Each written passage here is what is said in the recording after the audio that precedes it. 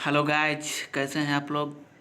तो आज हम लोग जानेंगे कॉन्स्टिट्यूशन के जितने भी पार्ट्स हैं। टोटल 22 पार्ट्स हैं कॉन्स्टिट्यूशन में, और संविधान के जो भाग हैं इसके बारे में आज हम जानेंगे कि उसके क्या क्या प्रोविज़न हैं जो कि पार्ट के अंतर्गत एक्सप्लेसन किया गया है। तो आइए बढ़ते हैं हम लोग पार्ट की ओर अपने कॉन्स्टिट्यूशन के पार्ट नंबर फर्स्ट, जो कि इसके अंतर्गत जो प्रोविज़न है the union and it's territory, जो कि आर्टिकल नंबर 1 से लेकर 4 के अंतर्गत इसका एक्सप्लेसन मिलता है हम लोगों को, जो कि बहुत इम्पोर्टेंट पार्ट है। और जिसके अंतर्गत हम लोगों को ये दिखता है कि India that is Bharat, Bharat एक है। इसके अंतर्गत ही हम लोग को ये एक्सप्लेसन देखने को मिलता है। हम लोग जानेंगे अगले वीडियो में इसके बारे में, एक एक पार्ट के बारे में हम लोग पूरा एक्सप्लेसन करेंगे और उसको अच्छे से समझेंगे। पहले हम लोग पार्ट को जान लेते हैं कितने पार्ट्स हैं टोटल कॉन्स्टिट्यूशन के अंतर्गत। तो हम लोग अगले पार्ट की ओर बढ़ते हैं, जो कि हम लोग का अगला पार्ट है सिटीजनशिप। सिटीजनशिप हम लोग का अगला पार्ट है, पार्ट नंबर 2 है। आर्टिकल 5 से लेकर 11 के अंतर्गत इसका एक्सप्लेसन हम लोग को मिलता है, जो कि बहुत इम्पोर्टेंट पार्ट है हम लोग के लिए, जिसे हमें जानना चाहिए सिटीजनशिप के बारे में, जो कि हम लोगों को उसके अंतर्गत क्या क्या प्रोविज़न है वो हम लोगों को जानने को मिलता है।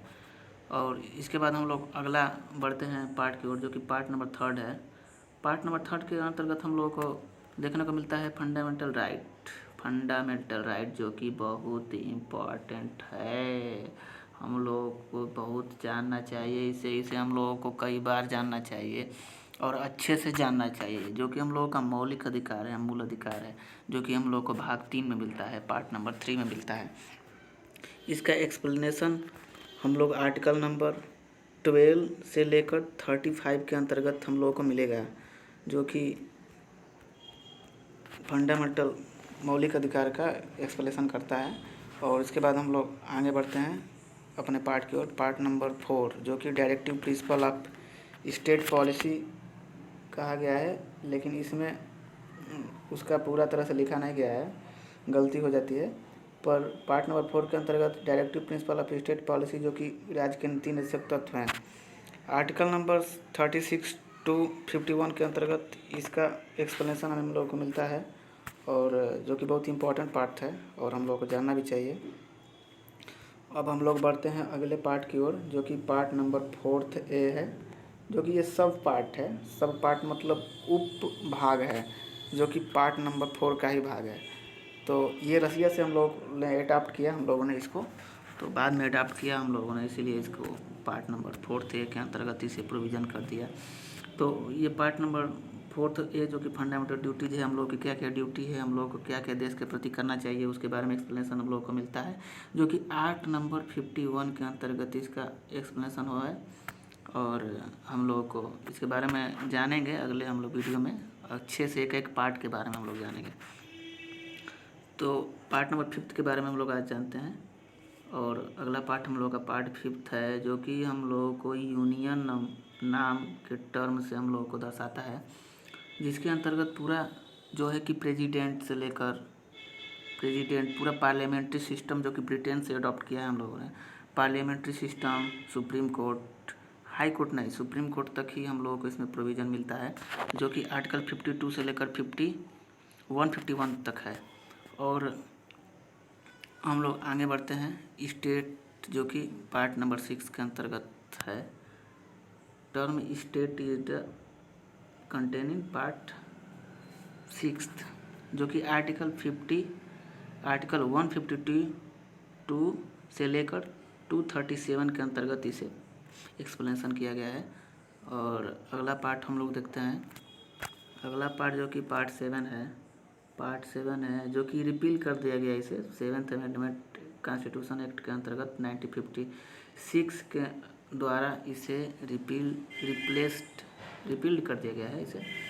तो ये अब कोई एक्टिवेट नहीं है इस समय, तो हमें लगता है हम लोगों को अगले पार्ट की ओर बढ़ना चाहिए, पार्ट नंबर 8।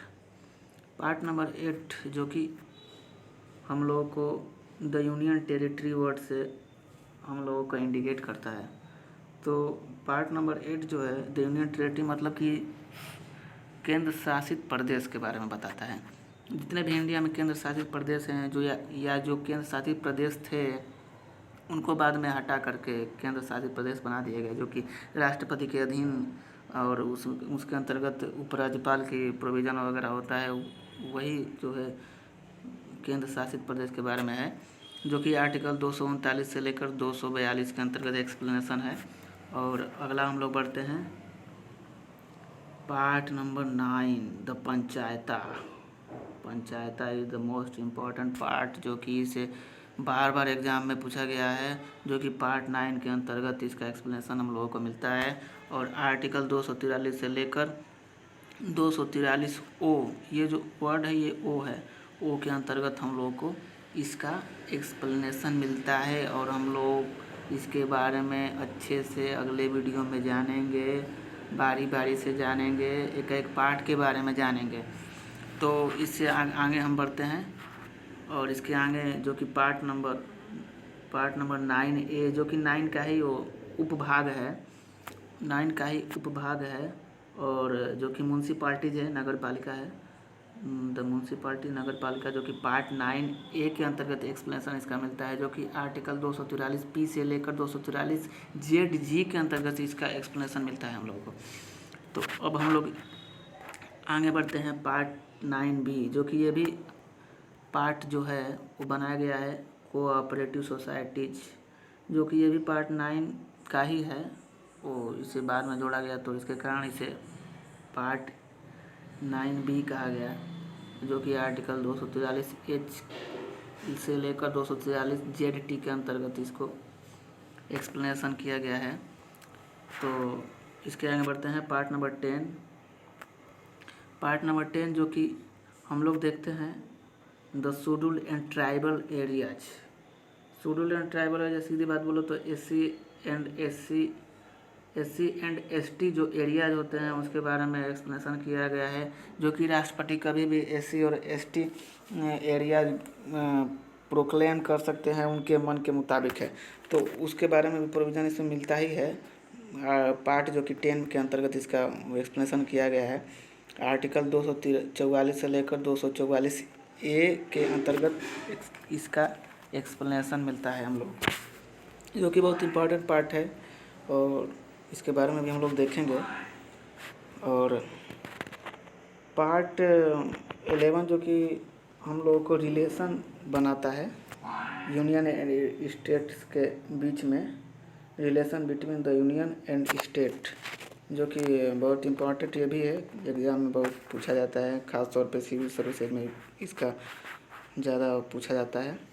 आर्टिकल 245 से लेकर 263 के अंतर्गत इसका एक्सप्लेनेशन हम लोगों को मिलता है। तो आगे हम लोग बढ़ते हैं पार्ट नंबर 12, जो कि पार्ट 12 जो कि भाग 12 कॉन्स्टिट्यूशन के, जो कि finance, property, contracts and suits, इसके अंतर्गत एक्सप्लेनेशन इसका मिलता है, जो कि उतना इम्पोर्टेंट खास नहीं है पर फिर भी हम लोग को जानना है, जो कि हम लोग जानेंगे इसके बारे में भी। आर्टिकल 264 से लेकर 301 के अंतर्गत इसका एक्सप्लेनेशन हम लोग को मिलता है।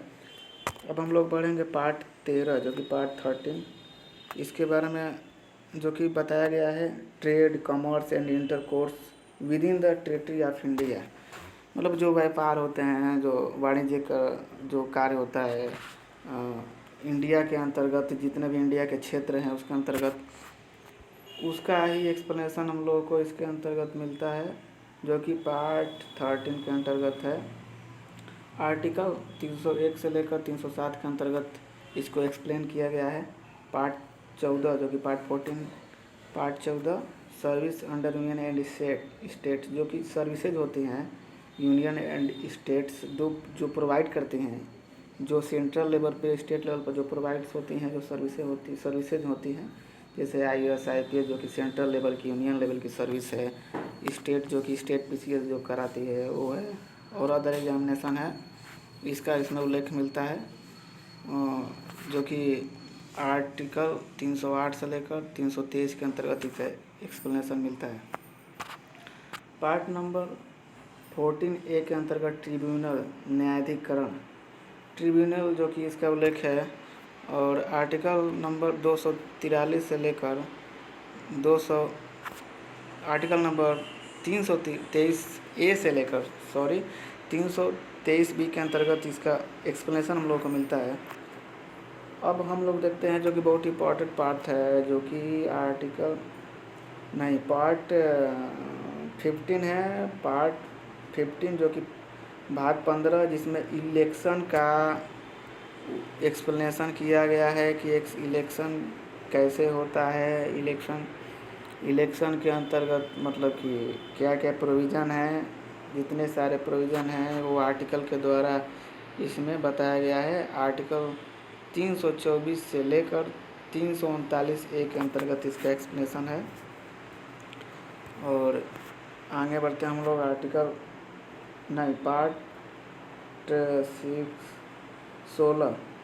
पार्ट 16 मतलब पार्ट 16। मैं दोनों भाषा में बता रहा हूँ आप लोगों को कि आप लोग समझ सकें। कुछ लोग इंग्लिश मीडियम वाले भी होते हैं इसमें, तो मैं बता देता हूँ। पार्ट 16 जो कि special provision relation to certain classes, मतलब कुछ खास क्लासेस के लिए जो प्रोविज़न बनाए गए हैं, तो जो कि आर्टिकल 330 से लेकर 342 के अंतर्गत इसका एक्सप्लेनेशन मिलता है। और जो कि हम लोगों की लैंग्वेज जो है इंडिया की, कैसे किया गया है, जो कि टोटल 22 लैंग्वेजेज हैं, जो कि कॉन्स्टिट्यूशन के अंतर्गत उसे अथॉरिटी मिली है। और हम लोगों की हिंदी और अंग्रेज़ी भाषा जो है ऑफिशियल भाषा जो यूज़ की जाती है, तो उसके बारे में इसका एक्सप्लेनेशन होता है, जो कि भाग 17 है। पार्ट 17 आर्टिकल 343 से लेकर 351 के अंतर्गत इसका एक्सप्लेनेशन मिलता है हम लोगों को। जो कि अब हम आगे बढ़ते हैं, जो कि बहुत हम लोग इम्पोर्टेंट पार्ट के बारे में जानेंगे। पार्ट नंबर 18 जो कि भाग 18 इमरजेंसी प्रोविज़न, जो कि राष्ट्रपति इमरजेंसी जब प्रोक्लेम करते हैं, मतलब कि इमरजेंसी का आदेश देते हैं राष्ट्रपति 3 स्थितियों में देते हैं, मतलब कि 352 से लेकर 360 के अंतर्गत इसका एक्सप्लेनेशन मिलता है। तो कितने प्रकार के इमरजेंसी होते हैं हम लोग उसके बारे में जानेंगे, लेकिन हम लोग पहले पार्ट्स के बारे में जान लें कितने पार्ट्स हैं। तो अब आता है हम लोग का पार्ट नंबर 19 भाग 19, जो कि मिसलिनियस है। प्रकीर्ण इसे कहते हैं हिंदी में, मिसलिनियस है, जो कि इसमें कुछ खास तरह के केसेस होते हैं इसके अंतर्गत, उसमें उसका एक्सप्लेनेशन मिलता है। आर्टिकल नंबर 361 से लेकर 367 के अंतर्गत इसका एक्सप्लेनेशन है। अब देखते हैं कॉन्स्टिट्यूशन का अमेंडमेंट, संविधान को संशोधन कैसे होता है, जो कि पार्ट 20 में है, भाग 20 में अमेंडमेंट ऑफ द कॉन्स्टिट्यूशन, जो कि आर्टिकल 368 में है, जिसे हम लोग अफ्रीका से अडॉप्ट किए हैं। कॉन्स्टिट्यूशन बनाते समय हम लोगों ने अफ्रीका से अडॉप्ट किया था इसे। तो आर्टिकल 368 के अंतर्गत इसका 368 के अंतर्गत इसका एक्सप्लेनेशन हम लोग को मिलता है, जो कि सिंगल एक आर्टिकल है। और अब हम लोग अगले पार्ट के बारे में जानते हैं, जो कि अब ख़त्म होने वाला है। हम लोग अगले पार्ट जो कि 21 पार्ट, जो कि पार्ट नंबर 21 है, भाग 21 temporary transitional and special provision है कुछ। तो ये उतना इम्पोर्टेंट नहीं होता है, परंतु फिर भी हम लोग जानेंगे इसके बारे में। आर्टिकल नंबर 369 से लेकर 392 तक इसका एक्सप्लेनेशन मिलता है हम लोग को।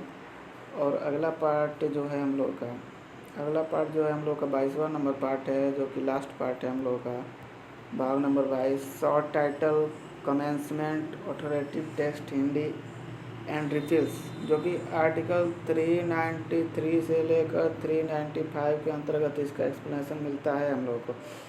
तो हम लोगों ने 22 जो पार्ट्स होते हैं कॉन्स्टिट्यूशन के, उसके बारे में उसके क्या क्या जो हिंट दिए गए हैं उसे हम लोगों ने जाना है। तो अब हम लोग एक पार्ट्स के बारे में अगले वीडियो में इसका एक्सप्लेनेशन करेंगे और इसको जानेंगे।